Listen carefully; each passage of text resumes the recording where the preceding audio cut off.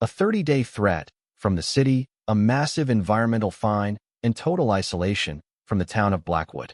This is what mechanic Andre Booker faces after Victoria Sinclair dumped 10 rusty cars right across his driveway. Victoria, the arrogant owner of Sinclair Automotive, used this trick to force him to sell his cabin on Oak Creek Road. But she does not know Andre has an eye that sees through any engine and $1 million trust fund he never touched. Instead of running away, he decides on a wild plan: rebuild this junk pile to fight back. Facing the dark financial powers behind Pioneer Valley Bank, can this single dad keep his pride and protect his daughter's future? To understand how Andre could stand so still in that moment, we need to go back. We need to see the quiet days before 15 dead cars showed up on his lawn. Andre Booker lived on Oak Creek Road, past a row of old oak trees. Their branches hung low over the gravel path. Far behind him sat the noise of downtown Blackwood, Georgia. His small wooden cabin sat next to a metal workshop he built with his own 2 hands. At 39 years old, Andre had thick forearms and a calm, quiet face. Years of hard labor gave him that steady look. He rarely smiled, but his dark eyes always looked warm. On a normal morning, Andre bent low over an old pickup truck. Thick grease covered his knuckles. The smell of motor oil hung heavy in the cool morning air. His neighbor needed this truck fixed before Monday. Andre never broke a promise. Nearby, his daughter Aaliyah sat on a tall wooden stool. She was 8 years old, small, and always quiet. She watched everything closely, just like her father. In her hand, she held a stub of pencil. She sketched the gears she saw resting on the workbench, careful and slow. "Daddy, why do old engines make that clicking sound?" she asked, not looking up from her drawing. Andre wiped his hands on a stained rag. "Because something inside is loose," he said. "Everything talks to you, if you listen close enough." Aaliyah nodded like she understood each single word. She usually did. Behind them, an old radio buzzed, with static, playing soft blues music from a station in Atlanta. A ceiling fan spun slowly overhead, pushing warm air through the open workshop doors. That evening, they sat at a small wooden table and ate potato soup from chipped bowls. Steam curled up into the quiet kitchen air. Andre's eyes drifted. They often did, to a photo hanging on the wall. It showed his late wife, Elena, laughing on a bright summer day. Next to the photo sat a small glass jar filled with metallic blue paint. It was her favorite color in the whole world. She had picked it out years ago for a car they had planned to restore together one day. Life had other plans. Andre never touched the trust fund Elena left behind. Millions of dollars sat untouched in a quiet bank account somewhere in Atlanta. He wanted to raise his daughter using his own 2 hands, not her money. He believed hard work built real character in a person. He believed a home built on labor stood stronger than one built on cash alone. A few days earlier, a strange letter had arrived in his mailbox. It came from the county planning office downtown. It hinted, in careful and polite words, that Andre should think about selling his land soon. Andre owned the land outright, free and clear. No one could legally force him to leave. Still, that letter left a small worry sitting in his chest. It felt like a splinter caught under skin, small, but very hard to ignore. He looked over at Aaliyah, drawing softly by the window in the fading light. He wondered how long this small piece could last. Somewhere in town, powerful people had already started eyeing his little patch of earth. Down at the corner store, folks always greeted Andre with a friendly nod. He fixed cars for half price for anyone having a hard time that month. He never bragged about it. He simply believed a good neighbor helped, where he could. Miss Ruth ran the store. She once told Aaliyah her father had more class in his little finger than most rich men in the county. Aaliyah tucked that thought away, quiet and proud, deep inside her small heart. Across town, in a glass office on Peachtree Avenue, Victoria Sinclair studied a stack of papers under bright white lights. Her shop chain had grown fast, maybe too fast. Bank payments loomed large, and her newest branch bled money each single month. She needed a 5th location, and fast. Her eyes fell on a county map spread across her desk. A small parcel on Oak Creek Road sat circled in bright red ink. It belonged to a mechanic named Andre Booker. Everyone has a price, Victoria muttered to herself, tapping one polished nail against the paper. This one will be easy. On a foggy Tuesday morning, at exactly 10:47, the piece shattered fully. Heavy diesel engines roared down Oak Creek Road, cutting through the wet morning fog like knives. Andre stepped outside just as three massive flatbed trucks rolled onto his land. A sleek black SUV pulled up close behind them. Out stepped Victoria Sinclair, owner of Sinclair Automotive. She wore a tailored white blazer that never seemed to wrinkle. Her heels clicked sharply against the gravel, like tiny gunshots snapping in the cold air. She lifted her designer sunglasses and looked at Andre the way someone looks at a stain on an expensive carpet. "Start dumping," she told her men, without even glancing his way. One by one, 10 wrecked cars rolled off the truck beds and crashed onto the wet grass. Rust covered each door and fender. Flat tires slumped low on bent, broken rims. Black oil oozed out slowly, spreading across Andre's green lawn like spilled ink across paper. The smell hit next. Gas mixed with rotting rubber and old rainwater trapped inside rusted trunks. It clung to the back of the throat. Aaliyah ran outside barefoot and grabbed her father's leg tightly. Her small body trembled against him. "Daddy, what is happening?" she whispered, her voice barely above a breath.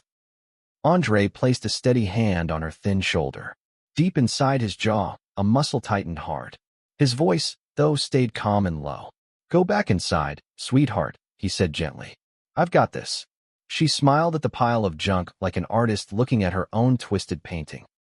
She nodded toward a worker who hammered a crooked wooden sign into the mud near the driveway. It read, "Illegal Scrap Collection Site."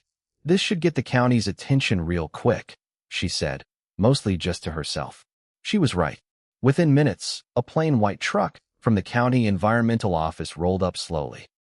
Out climbed Marcus Vance, an inspector with tired eyes and a nervous, forced smile. Andre knew that look right away. It belonged to a man who already knew exactly what he had to say, hated each word of it. Marcus handed Andre a stiff paper folder, his fingers shaking slightly. "You've got 30 days to clear this mess," he said, "or the county seizes the land." Andre glanced over at Victoria. She stood near her SUV, arms folded tight across her chest. She watched the whole scene like a queen enjoying a small parade. She did not even try to hide her pride. "You have 30 days, Mr. Booker," Victoria said sweetly, almost singing the words. "Or you sell me this land. I make this whole problem go away." Andre said nothing at all. He watched the trucks rumble away, leaving the wreckage behind like an open wound across his yard. The only sound left was a single crow, calling out somewhere in the distant trees. That night, the workshop smelled like cold metal and burnt coffee. Andre picked up his phone and called each tow company within 50 miles of Blackwood. One by one, they turned him down flat. "Sorry, man. Can't get involved with anything tied to Sinclair Automotive," one gruff voice said. Then the line went dead with a sharp click. Victoria had already reached them first, it seemed. She had money, and money bought silence fast in a small town like this one. Andre sat down hard on an overturned bucket, staring at the pile of ruined cars glowing under a single blinking yard light. His shoulders sagged low from pure tiredness. For the first time in years, he felt truly, fully alone. Inside the cabin, Aaliyah tugged gently at his sleeve. "Daddy, are we going to have to move away?" she asked softly. "What about Mommy's garden out back?" Andre knelt down slowly and held her small, cold hands between his own. "We are not going anywhere," he said. A quiet doubt gnawed somewhere deep inside him. Later, alone in the dark kitchen, Andre wondered if he should just take Victoria's lowball offer and leave town for good. Maybe peace was worth more than stubborn pride. But something inside him refused to let go that easily. Elena would never have run from a bully like this. Neither would he. Outside, the wind picked up, rattling loose bolts against the workshop's tin walls. It sounded almost like tiny, patient knocking. Back at her office, Victoria felt no guilt at all. She truly believed she was doing the town a favor. Blackwood needed jobs, she told herself. Blackwood needed growth, and old cabins had to make way for new buildings. "This is just business," she told Jax over the phone. "People like him always find somewhere else to go." She signed off on the fake scrap sign, without a second thought, certain her lawyers could handle any questions later. To her, rules were simply tools, useful only when they helped her plans move forward. Deep in, that same night, Aaliyah walked softly into the workshop, holding an old leather notebook against her chest. "I found this in Mommy's old box," she said, handing it gently to her father. Andre opened the worn, brittle pages with great care. Elena had once studied mechanical design, long before she became his wife. Her small, neat writing filled each margin, with notes and quick sketches. One line, near the very middle of the book, caught his eye and held it. "Each forgotten engine still has a soul waiting to wake up. Don't look at the rust. Look at what's under." Andre stared at those words for a long, silent moment. Something shifted softly, deep inside his chest, like a key turning in an old lock. Just then, his phone buzzed loudly against the workbench. It was Harrison Vance, a wealthy classic car collector all the way from New York. Years ago, Andre had worked at Vanguard Classic Coachworks in Atlanta, restoring rare cars for collectors just like him. "Andre, it's been far too long," Harrison said warmly through the phone. "I'm still hunting for an original 1973 Porsche 911S frame. Word is, they're almost too hard to find these days." Andre glanced out through the dusty window at the mountain of wrecked cars sitting under pale moonlight. A strange thought crept slowly into his mind. What if Victoria's cruel little joke had accidentally handed him a hidden treasure? He said goodbye to Harrison and stepped outside, flashlight gripped tightly in hand. His pulse quickened with something he hadn't felt in years. Pure, electric excitement. Years ago, at Vanguard Classic Coachworks, Andre had earned a reputation few mechanics ever reached. Collectors called him the Eye, because he could spot a hidden treasure under 10 layers of rust and grime. He left that world behind, after Elena passed, wanting quiet, wanting simple days, with his daughter instead of demanding clients.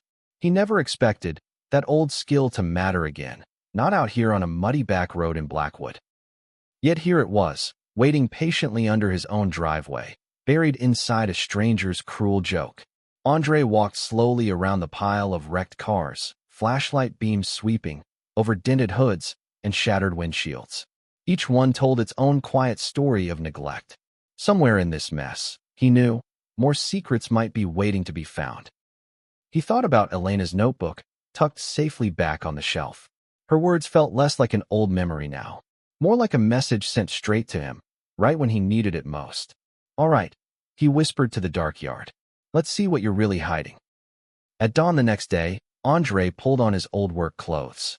He grabbed his professional inspection tools, untouched since his years at Vanguard. First, he drove into town and filed papers at the county courthouse to delay the seizure order. The legal fight had officially begun. Then he drove back home and began a slow, careful search through the wreckage. Car after car, he checked chassis numbers, engine blocks, hidden serial plates tucked beneath layers of rust. Most cars were simple junk, good only for scrap metal and spare bolts. But on the 11th car, a battered coupe buried under mud and broken tree branches, something made him stop cold. He scraped away flaking rust near the frame rail with his thumbnail. Under, a stamped number slowly appeared, faint but readable in the morning light. Andre's breath caught hard in his throat. It was the original, matching numbers frame of a 1973 Porsche 911S, rare beyond belief. Priceless to the right buyer, with deep enough pockets. And it had been fully missed by Victoria's scrapyard crew, who clearly knew nothing about classic cars. Andre knelt in the cold mud, laughing softly to himself, almost in disbelief. A few neighbors walking by shook their heads, thinking the stress had finally cracked him. He ignored them fully, his mind already racing far ahead, planning each single step of the restoration. He ran his fingers slowly along the frame rail, feeling each dent and groove like braille under his skin. The steel felt cold and rough, scarred by years of neglect. Somewhere beneath the grime, the bones of a legend still held their shape. He pulled out a small notebook and began sketching a plan. Engine first, then suspension, then the long, careful work of bodywork and paint. Each step needed patience. Each bolt needed care. Aaliyah crouched beside him, peering curiously at the strange car. "Is this one special, Daddy?" she asked. "More special than you know," Andre said, smiling for the first time in days. "This old thing is about to change everything." Under his breath, he whispered, "Elena, you always did have good timing." That same week, Aaliyah faced her own quiet battle at school. A classmate pointed out the school bus window at the wrecked cars piled on her lawn. "My daddy says your yard looks like a junkyard now," the boy said, snickering with his friends nearby. Aaliyah kept her chin up, though her cheeks burned hot with embarrassment. She thought about her father's calm voice, steady even under pressure.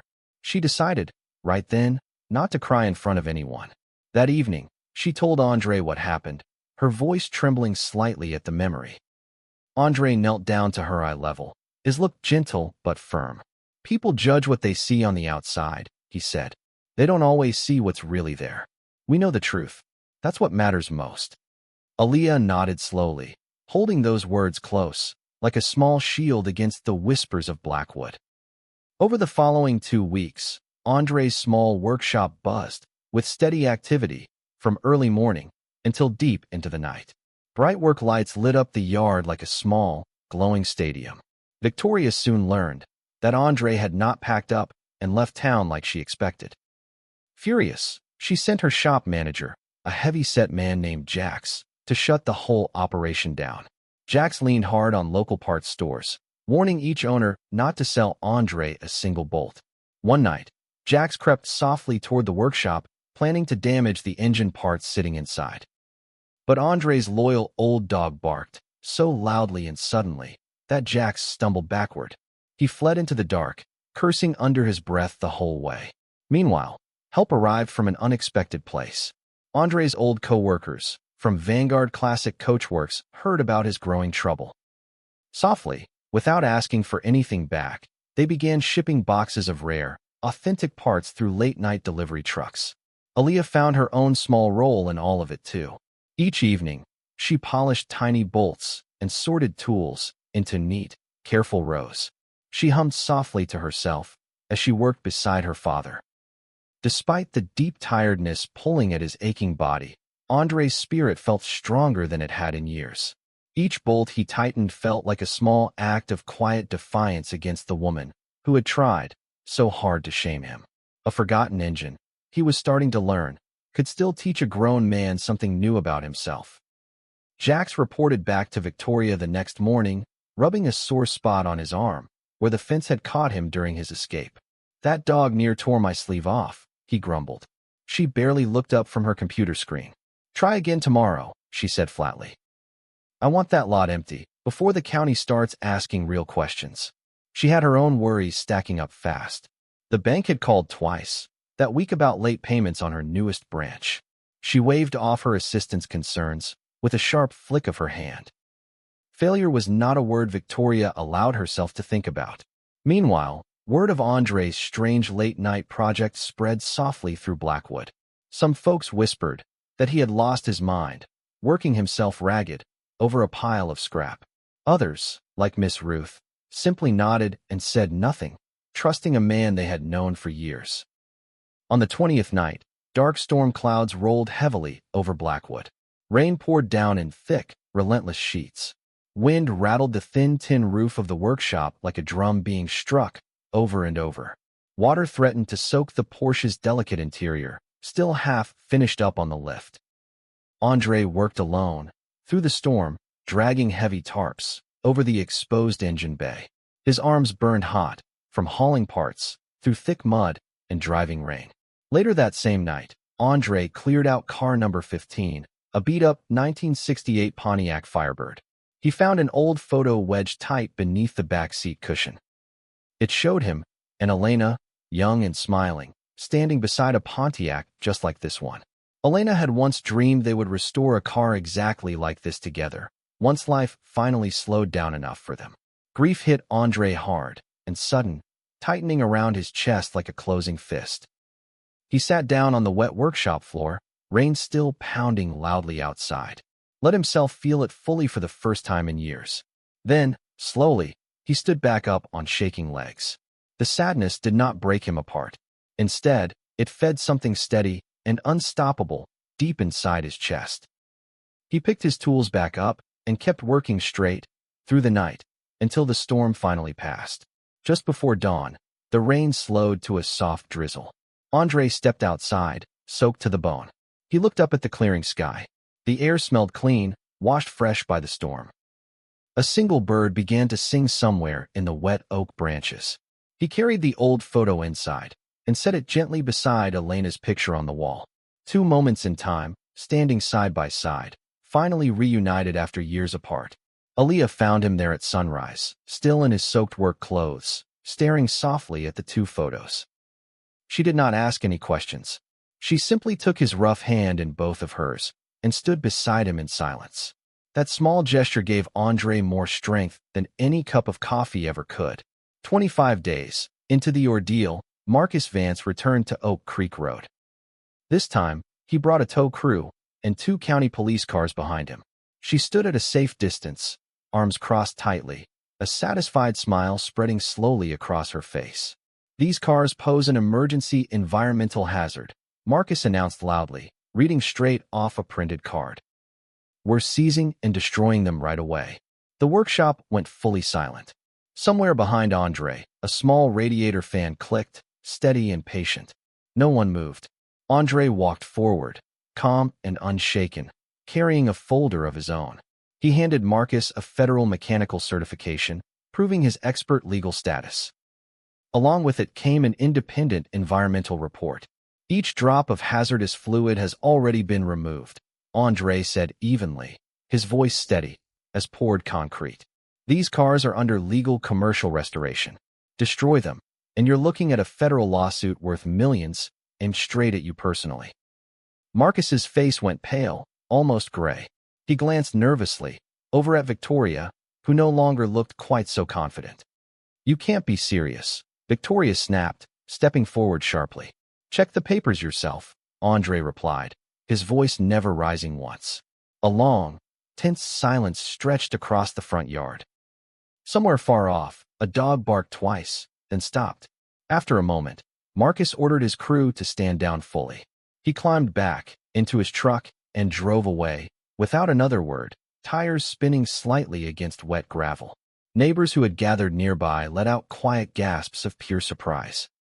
For the first time, they saw Andre in a new light. He was not just a plain mechanic. He was a man who quietly held real, undeniable power. She stormed back to her SUV, heels sinking slightly into the soft mud. Her face burned red, hot with anger and something close to fear. She had never once considered that a mechanic might outthink her own legal team. "This isn't over," she hissed toward Andre as she climbed into her car. Andre only nodded once, wiping his hands slowly on a clean rag. He did not need to say a single word back. His silence carried more weight than any argument ever could. That night, Aaliyah crawled into her father's lap, exhausted from the long, tense day. "You were so brave, Daddy," she whispered against his chest. "Wasn't brave," Andre said gently, stroking her hair. "Just prepared. Your mama always said knowledge beats fear each time."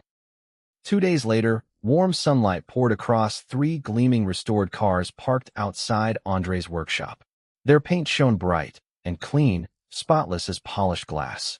Harrison Vance flew down from New York in his own private plane.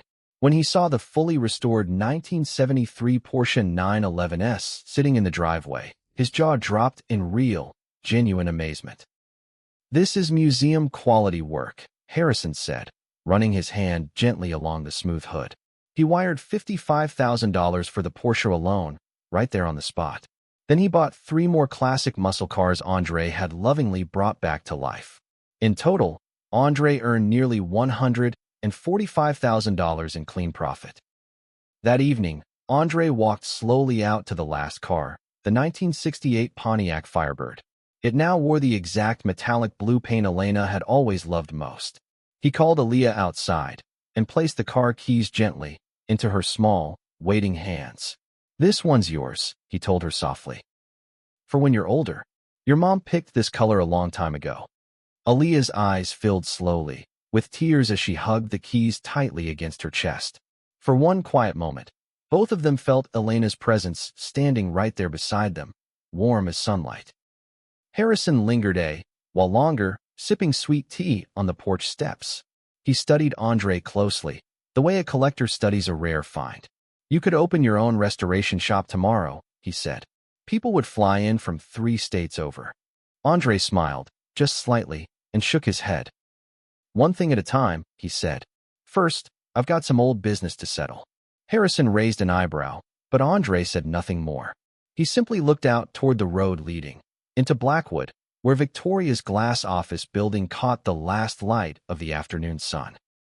2 days before the 30-day deadline expired, Andre sat inside a lawyer's office in downtown Atlanta. Thick files spread out across the polished table. It was time for his next careful move. Andre used the profits from the restored cars. He also used Elena's trust fund, finally unlocked after years of quiet respect.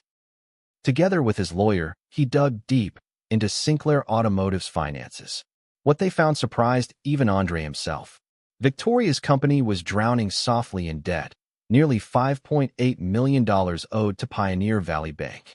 The loan sat overdue and marked high risk, ready to be sold off at a steep, hidden discount. Softly, through a newly formed legal entity, Andre purchased the whole debt directly from the bank. In one bold, careful move, he became the largest creditor controlling Sinclair Automotive's whole fate. Victoria had absolutely no idea. She stayed busy preparing for tomorrow's public county meeting, still certain she would finally seize Andre's land once and for all. Andre closed the folder calmly, feeling a strange, quiet peace settle slowly over him. The trap Victoria built for him had somehow turned itself fully around. His lawyer, a sharp older woman named Patricia, leaned back in her leather chair. "Once this closes, you control each branch, each lease, each paycheck," she said. "Are you sure about this, Andre?" Andre thought of Aaliyah polishing bolts by lamplight. He thought of Elena's careful writing in that old leather notebook. He thought of 10 rusted cars dumped across his lawn like garbage. "I'm sure," he said softly. "This was never really about the money." Patricia nodded and slid the final papers across the table for his signature. Outside the window, Atlanta traffic hummed steadily below, fully unaware that a quiet mechanic from Blackwood had just rewritten his own future. At 9 o'clock the next morning, the Blackwood County Planning Hall filled with residents, reporters, and local officials. Each single seat sat taken. She stood confidently at the podium, dressed sharply in a brand-new designer suit. She presented her expansion plan for a 5th shop location. She insisted the county seize Andre's polluted land, all for the sake of public benefit. Then the doors opened wide. Andre Booker walked in, dressed in a simple black suit. The whole room fell quiet as he calmly approached the podium. He did not argue about the land at all. Instead, he placed a thick stack of legal papers down on the table, right in front of the stunned county board. "I am now the primary debt holder of Sinclair Automotive," Andre announced, his voice steady and perfectly clear. "Effective today, I am freezing all company assets due to defaulted loan terms." Gasps rippled quickly through the crowd. Cameras flashed rapidly, capturing Victoria's shocked look as the full truth finally sank in. Silence. Her hands trembled as she gripped the edge of the podium for support. The business empire she built, with her own 2 hands, the one she used to shame a hard-working single father, now belonged entirely to him. Reporters shouted overlapping questions. Andre simply nodded once toward the county board, calm and fully composed. He gathered his papers slowly and stepped back, letting the heavy silence speak louder than any words ever could. The county chairman cleared his throat and tapped his gavel twice. "Given this new information," he said gently, "the seizure motion against Mr. Booker's land is withdrawn, starting today." A ripple of applause broke out near the back of the hall. Miss Ruth clapped loudest of all, tears shining in her eyes. Aaliyah, sitting in the front row, waved a small hand toward her father, grinning from ear to ear. She sank slowly into her chair, her polished composure finally cracking apart. She stared down at the papers Andre had left on the table. She read the numbers, over and over, as if they might change. A local reporter leaned toward her, microphone raised. "Ms. Sinclair, any comment?" She said nothing at all. She simply gathered her purse and walked out through a side door. Her heels no longer clicked with confidence. They just tapped softly against the tile, like any tired person leaving a long meeting. Weeks later, on a warm and golden evening, soft light spread across Oak Creek Road. Smoke curled gently from the cabin's stone chimney. Crickets chirped softly out in the tall summer grass. Andre took over the whole Sinclair car chain. He did not fire a single worker. Instead, he renamed the Business Booker and Family Classics. He raised wages for each mechanic on staff and gave them real ownership shares in the company.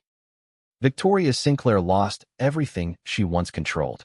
She now worked ordinary shifts just to pay off her own personal debts. She learned humility the hard way, one long day at a time. Months later, she showed up at Booker and Family Classics, dressed plainly, asking for a job in the front office. Andre studied her for a long moment, remembering the wrecked cars and the fake sign in the mud. He thought of Elena's words about forgotten engines still carrying a soul under the rust. Perhaps people carried that same chance if given room to change. Filing papers, Andre said finally. Nothing more for now. You earn trust back slow, same as anyone else. She nodded, swallowing her old pride fully. It was the first honest job she had ever truly worked for, without her father's name or her family's money opening the door for her. Old Jax, surprisingly, stayed on too, this time cleaning floors and running parts orders. He never tried anything foolish again, especially with Andre's dog sleeping right by the front counter. On the front porch, Andre and Aaliyah sat together on an old wooden bench.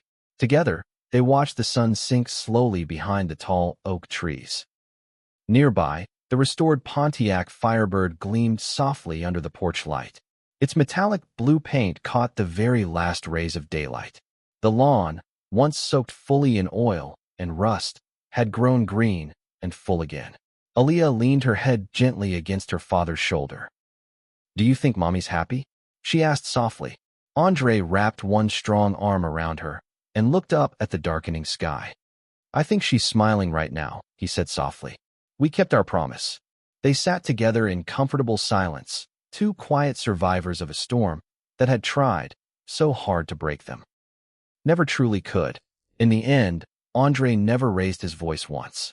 He never begged, and he never gave up who he truly was.